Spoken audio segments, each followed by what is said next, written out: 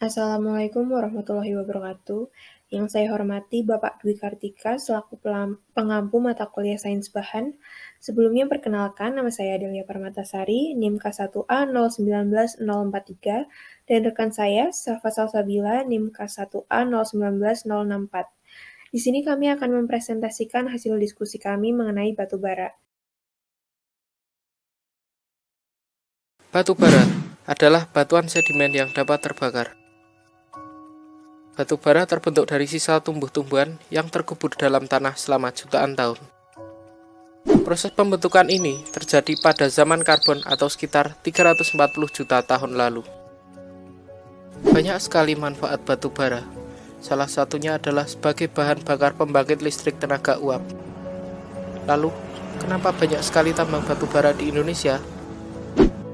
Seperti yang kita ketahui, Indonesia merupakan negara tropis.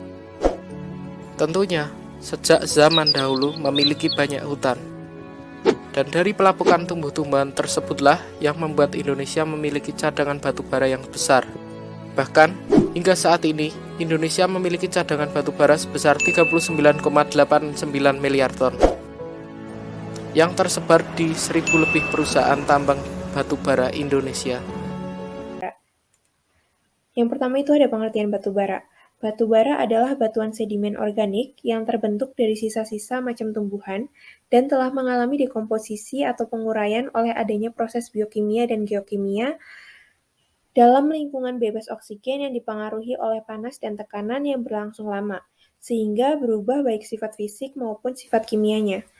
Proses pembentukan batu bara dapat melalui proses sedimentasi dan skala waktu geologi. Pada proses sedimentasi, batu bara terbentuk dari material tumbuh-tumbuhan yang terendapkan di dalam suatu cekungan pada kondisi tertentu. Selanjutnya itu ada struktur batu bara. Struktur batu bara diperkirakan berbentuk polimer padat yang tidak larut dalam pelarut organik. Batu bara tersusun dari grup aromatik dan grup polisiklik yang masing-masing dihubungkan oleh struktur alifatik dan gugus fungsional oksigen. Semakin tinggi peringkat batu bara, maka semakin tinggi pula kandungan grup aromatiknya. Kemudian jumlah cincin aromatik dalam batu bara juga ditentukan oleh peringkat batu bara. Batu bara dengan kandungan karbon 70-80%, rata-rata mempunyai cincin aromatik 2, kandungan karbon 85-90%, rata-rata cincin aromatiknya 3-5, dan kandungan karbon 95%, rata-rata cincin aromatiknya bisa mencapai 40-an. Grup polisiklik batu bara biasanya terdiri dari gugus fungsional oksigen, nitrogen, dan sulfur. Sementara struktur alifatik yang menghubungkan masing-masing grup terdiri dari alifatik rantai pendek, seperti metil dan etil, kemudian ada jembatan seperti metilen dan etilen, dan struktur hidroaromatik. Selanjutnya itu ada proses pembentukan batu bara. Secara umum, proses pembentukan batu bara terjadi pada 340 juta tahun sebelumnya, selama periode atau zaman karbon, dan perkembangannya paling produktif di sisi utara bumi seperti Eropa, Asia, dan Amerika. Sedangkan 270 juta tahun sebelumnya, pada zaman Permian, batu bara juga terbentuk di sisi selatan bumi seperti Australia, dan aktif hingga zaman tersier 70-13 juta tahun lalu ke belahan bumi yang lain. Di Indonesia, batu bara sebagian besar berumur Miosen dan Pliosen, atau sekitar 2-15 juta tahun lalu. Untuk proses pembentukan batu bara sendiri dibagi menjadi dua. Yang pertama itu ada pembentukan gambut yang terjadi secara biokimia dan pembentukan batu bara. Yang pertama adalah pembentukan gambut, merupakan tahap ketika sisa-sisa tumbuhan terakumulasi tersimpan dalam kondisi bebas oksigen atau anaerobik. Pada kondisi tersebut, hanya bakteri-bakteri anaerob saja yang berfungsi melakukan proses dekomposisi yang kemudian membentuk gambut atau peat.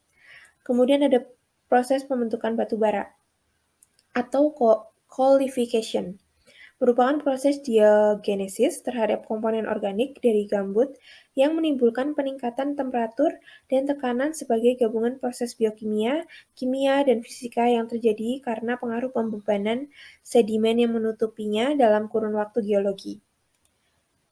Kemudian untuk tahap pembentukan batu bara ini sering disebut juga sebagai proses termodinamika, ya karena tadi berhubung dengan biokimia, kimia, dan fisika. Kemudian teori pembentukan batu bara terdapat dua teori tentang akumulasi gambut, baik mengenai ketebalannya maupun mengenai penyebarannya, yang kemudian memungkinkan terjadinya lapisan batu bara yang ditemukan dan ditambang saat ini, yaitu ada dua teori, yaitu teori in situ dan teori drift. Untuk teori in situ menyatakan bahwa lapisan gambut terbentuk dari tumbuhan yang tumbang di tempat tumbuhnya. Batu bara yang terbentuk disebut batu bara autochthon. Kemudian untuk teori yang kedua itu ada teori drift, menyatakan bahwa lapisan gambut yang terbentuk berasal dari bagian-bagian tumbuhan yang terbawa oleh aliran air atau sungai dan terendapkan di daerah hilir. Batu bara yang terbentuk disebut batu bara allochthon. Selanjutnya ada jenis-jenis batu bara. Yang pertama itu ada lignit.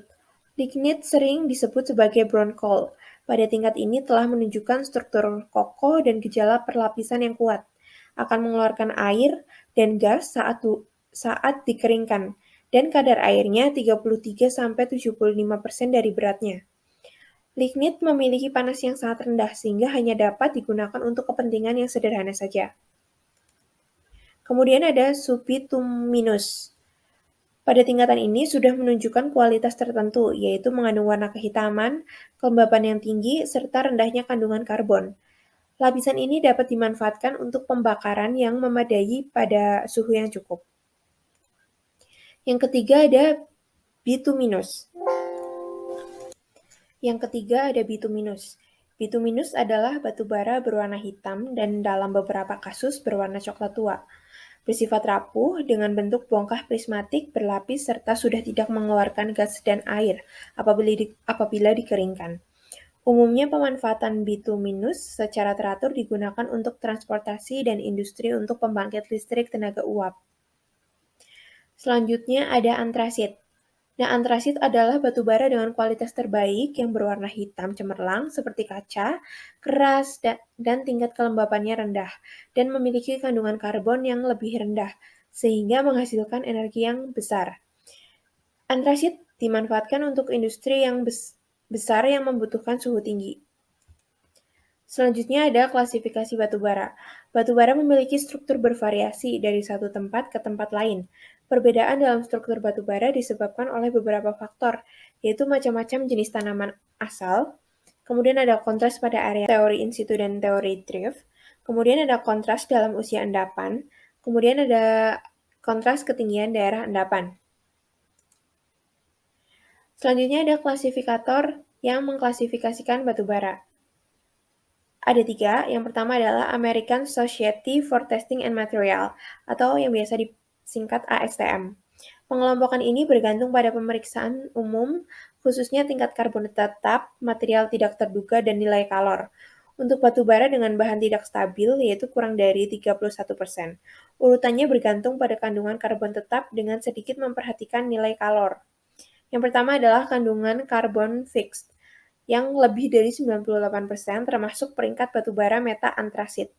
Kemudian untuk fixed carbon yang lebih dari 92% atau sekitar 92-98% termasuk peringkat batu bara antrasit. Kemudian kandungan fixed carbon yang lebih dari 86%, sekitar 86-92% termasuk peringkat batu bara semi antrasit. Kemudian untuk kandungan fixed carbon yang lebih dari 78%, sekitar 78-86%, termasuk peringkat batu bara low volatile bituminous. Kemudian yang terakhir adalah fixed carbon yang lebih dari 69% atau sekitar 69-78%, termasuk batu bara peringkat medium volatile bituminous. Kemudian yang kedua ada National Coal Board atau NCB. Batu bara ini digolongkan ke dalam grup, kelas, dan subkelas berdasarkan standar klasifikasinya. Pembagian grup ditentukan oleh tingkat zat terbang dan konsekuensi dari test cracking. Pembagian kelas ditentukan oleh tingkat zat terbang tanpa terpengaruh oleh konsekuensi test cracking. Yang terakhir adalah pembagian subkelas ditentukan oleh konsekuensi dari test cracking tanpa terpengaruh oleh kadar zat terbang. Yang ketiga adalah International Standard Organization atau ISO. Menurut standar ini, batubara diklasifikasikan oleh 3 angka, yaitu angka pertama menunjukkan kelas, angka kedua menunjukkan grup, dan angka ketiga menunjukkan subgrup. Ketentuannya adalah yang pertama, angka kelas ditentukan oleh kadar zat terbang dan nilai kalor, dan terdapat 10 nomor